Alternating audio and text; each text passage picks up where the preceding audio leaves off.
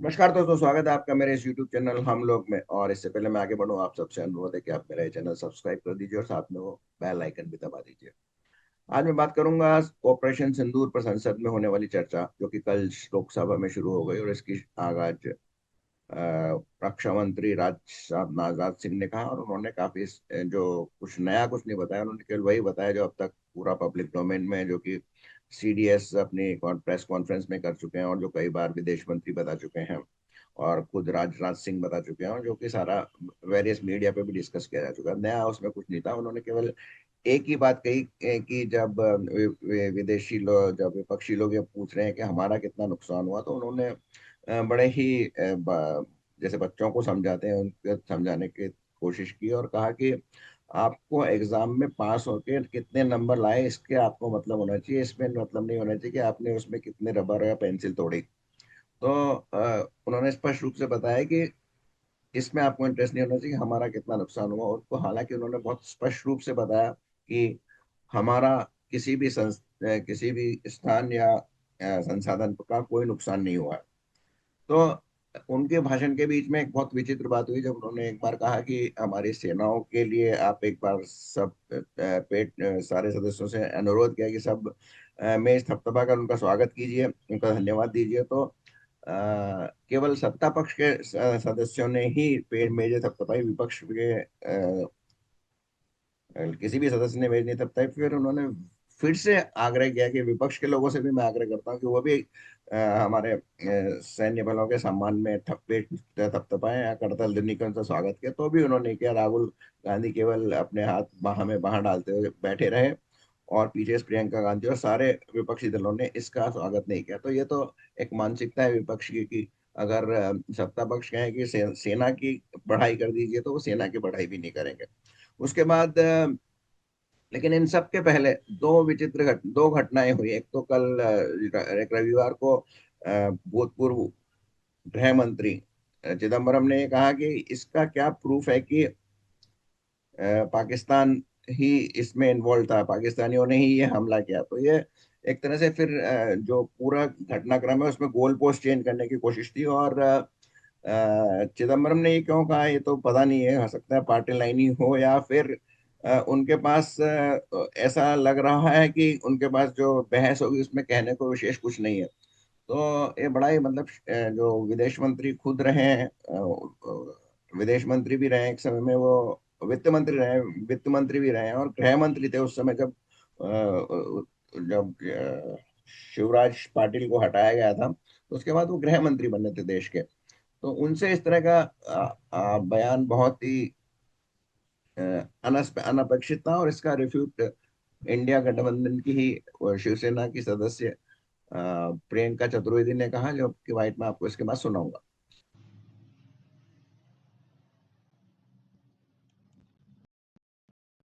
Statement देखा नहीं है, पर मैंने जो सुना है और जो स्टेटमेंट मेरे सामने आया है, तो यही कहूंगी वो खुद ही पूर्व गृह मंत्री रह चुके हैं और उन्होंने भी काफी सीनियर मिनिस्ट्रीज में काम किया है। पिछले 70 साल का इंडिया पाकिस्तान का अगर हम इतिहास देखते हैं तो हमने हमने जंग लड़ी है उनके खिलाफ, हमने उनके आतंकवादी गतिविधियां देखी हैं। मैं मुंबई से आती हूं जहां पे 26/11 हुआ था। लंबी लीगल लड़ाई के बाद तहावुर राणा को यूएस से हमने रिपैट्रिएट करके इंडिया लाए हैं और उनको जो भी लीगल केस है उसको हम जारी रख रहे हैं इन्वेस्टिगेशन के बाद। तो हमारे पास एक फुल प्रूफ केस है कि पाकिस्तान की उसमें इन्वॉल्वमेंट रही है, चाहे मुंबई की ट्रेन ब्लास्ट हो, चाहे बाकी देश भर में आतंकवादी हमले हो, अटैक को लेकर हो। तो ये सारी चीजें हमने देखी हैं, भुक्त भोगी हैं। और प्रमाण सबसे बड़ा ये है इस मुद्दे को लेकर कि कैसे टीआरएफ रेजिस्टेंस फ्रंट पहले जिम्मेदारी लेता है, एलईटी का ऑफशूट है, फिर किसी प्रेशर के अंतर्गत वो वापस ले लेता है, फिर यूनाइटेड नेशंस में उनका नाम हटाने के लिए अगर कोई पैरवी करता है तो पाकिस्तान करता है। पाकिस्तान हर प्लेटफॉर्म पे जाकर टीआरएफ को बचाने की कोशिश करता है।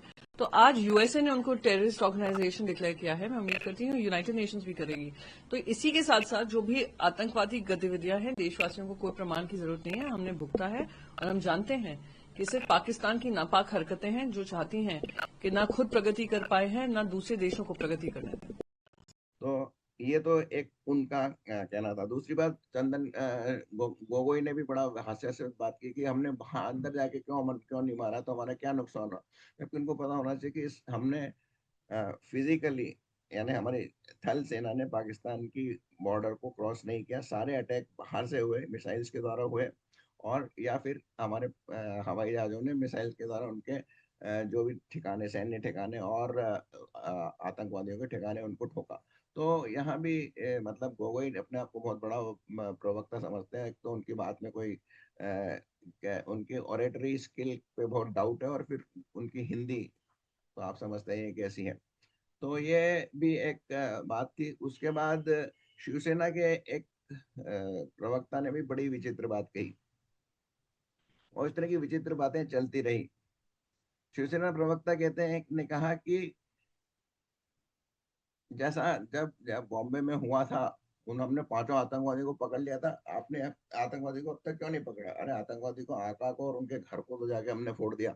उसके बाद वो ये बात कर रहे हैं। और इसके बाद एक और ये घटना हुई कि वो तीनों आतंकवादी जिन्होंने, जो रेस्पॉन्सिबल थे पहलगाम में 25 भारतीयों और एक नेपाली की हत्या में, उनको कल उनको 25 उनों के पास, 72 उनों के पास परसों पहुंचा दिया गया।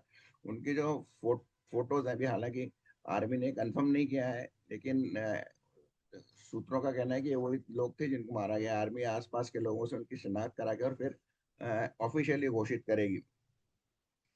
तो उनके चित्र भी आए हैं, लेकिन चित्र दिखाना यहाँ पे उचित नहीं होगा, कि वो बहुत ही विभत्स चित्र हैं।